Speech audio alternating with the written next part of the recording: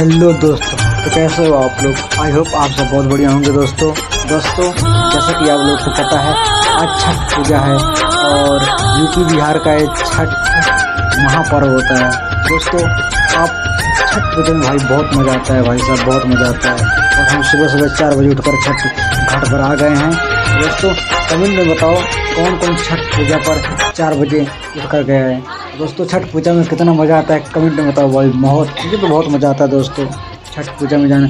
और मैं लगभग 4 साल से जा रहा हूँ छठ पूजा में। इस बार 14 साल था मेरा। बहुत मज़ा आता है भाई साहब। पहले मुझे अच्छा नहीं लग रहा था, तो क्या होता है क्या इसमें यार, बस जाते हैं पूजा करके लेते हैं क्या है। लेकिन भाई साहब जाने पर चलता है पता क्या मस्ती, क्या पूजा है, क्या बढ़िया लगता है। बहुत अच्छा लगता है। आगे देखते रहो।